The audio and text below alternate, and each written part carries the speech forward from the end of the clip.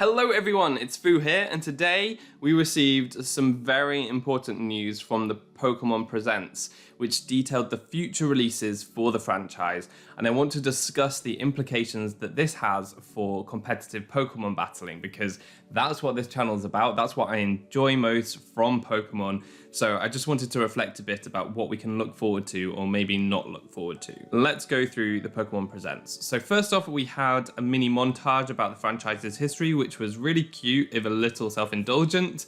And then we got more information about new Pokemon Snap, which is likely going to be irrelevant to competitive Pokemon. Having said that, it looks like a really cute game. Again, I'll probably play it for nostalgia reasons and probably really enjoy it. The meat of the Pokemon Presents, which was very meaty, was that we would be receiving 2 releases set in the Sinnoh region. First off, we will be getting the Diamond and Pearl remakes that the community has been dreaming of for years, and it is finally coming at the end of 2021. And then we were also told that we will be getting a prequel to the Diamond and Pearl games called Pokemon Legends Arceus, which seems to be an open world Pokemon game looking really exciting, which would arrive in early 2022. Obviously this was huge news, the community just about exploded after years of hyping up Gen 4 remakes up to the point of pant-wetting levels of excitement, and both games look really cool. But what about the implications for competitive Pokemon? Well, let's consider the Diamond and Pearl remakes first. It was explicitly said in the Presents that these would be faithful remakes, which is a really interesting statement that they did emphasize. And that kind of explains the art style. It's literally like a 3D version of the 2D sprites. And though it's controversial, personally, I don't mind it so much because I play Pokemon for the gameplay more than what it looks like. I think that the art style's fine, and I understand why they chose to do it, but I get why some people may be disappointed considering how good Link's Awakening looks. It's got a similar style, but it's aesthetically very neat, and that's what we maybe could have been having, but I still think it's good enough for a Pokemon game. What's more interesting about this statement is the implications for competitive. So the first thing to note is that these games do appear to have like capabilities to battle. We've seen the Wi-Fi room in these games that looks slightly different, but hopefully that means that we can have all the connectivity that we did have in Gen 4 times, and we can have battles with people, we can trade with people. That is the most important thing to see there, so that's really, really good. Second thing to note is that some Pokemon will definitely be revived from the Thanos snap that was Dexit. The Gen 4 starters are still not in Pokemon Sword and Shield, but they will definitely be in Pokemon Brilliant Diamond and Shining Pearl. They're definitely confirmed, so that's really good because it would have been a bit strange playing these games without the Dexited Pokemon, and that means that fan favorites like Bidoof and Carnivine, I guess Staraptor, and quite a few others actually, Chatot, things like that, Luminion. There are loads of other Sinnoh Pokemon that will be coming back. We haven't seen their faces in a while, so that is really nice to see, and you'll be able to use them in battles. The third thing I wanted to note is kind of a big one. So the mechanics of Gen 4 battling were very different to how Gen 8 is now. Just to mention a few things, in Gen 4 there was no team preview for some of the singles battles you wanted to do against your friends, so you would just have to go in blind. You wouldn't know what Pokemon they had, you wouldn't know if you should be preserving a Pokemon because of a certain thing it checked in the back, because you wouldn't know what's in the back, so that was a big thing. There's no Dynamax, obviously that was only added in Generation 8, but also no Megas and no Z moves, which I haven't seen for a little while. So some people consider this like a cleaner format. I quite like all of these gimmicky mechanics that were added throughout the time, but we haven't had a format without these for a while, so it will be really interesting to see that implemented in the Generation 4 games. We have had a few moves and abilities introduced since Generation 4, so if this is a faithful remake, it may mean that we won't see them in Generation 4 games. But also, in Generation 8, certain moves were removed. So we might see things like Tail Glow being put back into the game in Generation 4, which would be very interesting to see. Also, a big one, in Generation 5, Pokemon were given hidden abilities, which was an extra ability that they had access to most of the time, being the best ability that the Pokemon had.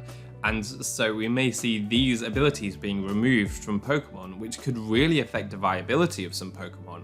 So If all of these things were kind of set back to how they were in Generation 4, it would be a big change. It would be probably quite refreshing because we haven't seen a format like this for a long time, and I think it would be really interesting to do. Along with this is a very important note that in Generation 8, due to how the battle timer was implemented, 6v6 singles battles are basically just not possible because they take too long and you time out before you can actually complete a 6v6 battle, which really sucks because that's a huge format. Anyone who plays the Smogon format cannot play these games in Pokemon Sword and Shield because they just take too long, and that really sucks. So you don't see any cool battles, you don't see any YouTube videos with these cool battles because of that limitation. And it's kind of crazy because in Pokemon games generally, the singles format is how you play the entire game. So being able to do that with your friends is a big thing that a lot of people have missed in Sword and Shield, but that should be coming back with the Gen 4 remakes if they are faithful remakes. And that's really big. That's actually really exciting for competitive play.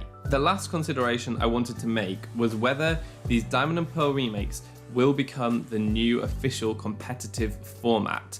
Will the VGC format, for example, transition to the Diamond and Pearl remakes, or will it remain in Sword and Shield? The last time we had remakes in a generation was Pokemon X and Y and Pokemon Aurus, Omega Ruby and Alpha Sapphire. And in those games, there was a direct transition into the Omega Ruby Alpha Sapphire games for the VGC format because a lot of the functionality was the same. I would find it very interesting if the VGC format did go to these Diamond and Pearl remakes for a number of reasons. Firstly, Generation 8 is all about the Dynamax moves and obviously the Generation 8 Pokemon.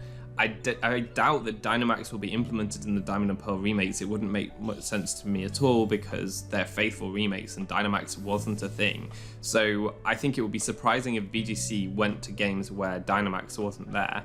And I also think it would be interesting to see if there's any compatibility for trading or battling between Sword and Shield and Diamond and Pearl remakes, because again, it would be strange for them to move a VGC format to something where Generation 8 Pokemon weren't usable, and obviously in Diamond and Pearl games you wouldn't be able to get Generation 8 Pokemon naturally. Now you probably would be able to get them even if you can't trade directly between Sword and Shield and Diamond and Pearl. If they're in the Diamond and Pearl National Pokedex, you could probably use Home to get them into Diamond and Pearl remakes, and then that would make a bit more sense if you could have the VGC format in Diamond and Pearl. But even then, I think without Dynamax, that would still be a bit of a surprise. If it doesn't go to Diamond and Pearl, it may mean that we're stuck with Sword and Shield for quite a long time, and we definitely need things to keep the format fresh, maybe changes of format, maybe some more restricted formats, I don't know.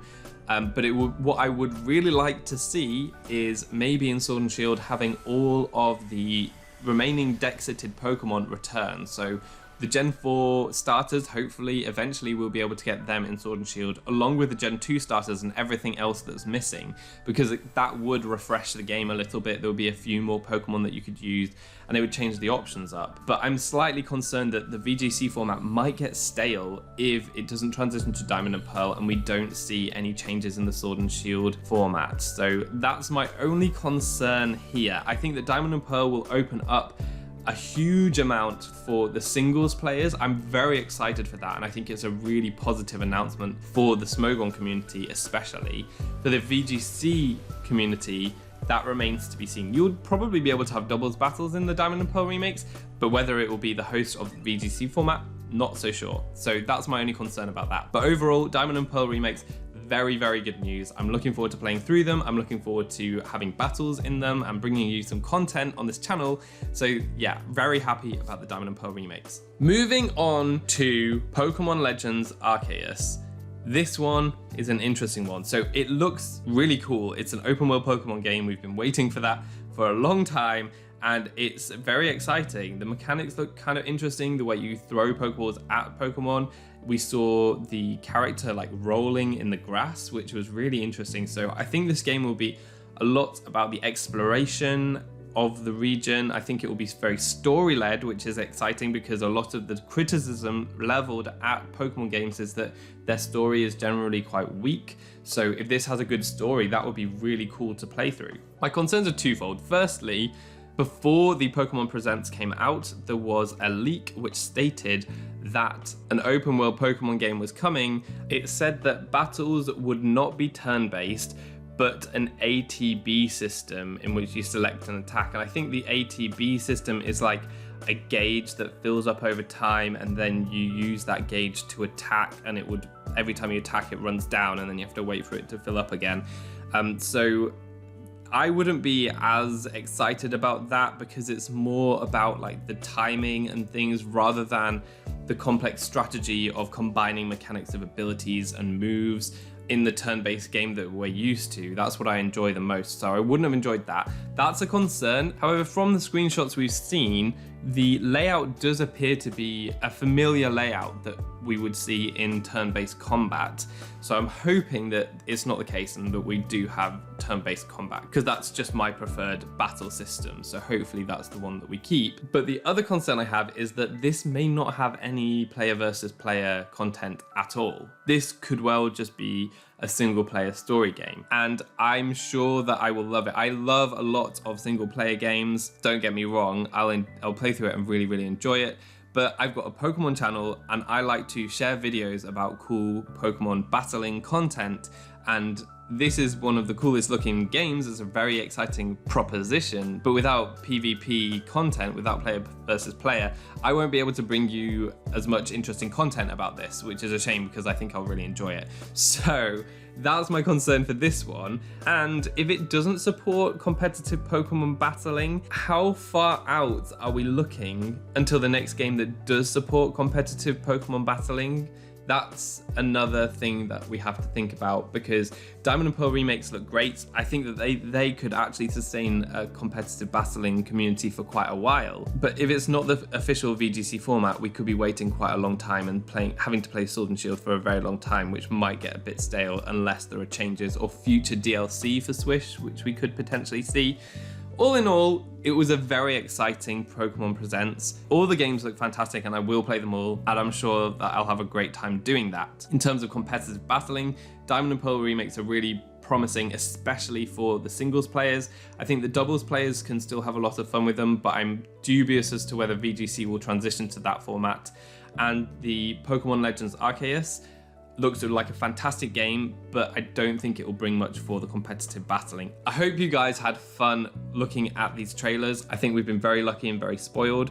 That's where I'm going to leave it for this video today, but I'd really appreciate to get a gauge of how the community is feeling following this Pokemon Presents. So let me know in the comment section what you think of these games, whether you think that they'll bring much for the competitive battling side of Pokemon or not. If you enjoyed the video, please leave a like, subscribe for more content like this, and ding the bell because I don't upload on a regular schedule, so if you don't want to miss a video, definitely ding the bell. Follow me on Twitter at SJA900, that's where I initially discuss all of my ideas like this, so definitely check that out. But all that's left to be said is I've been Foo, you've been awesome, and hopefully see you next time. Goodbye!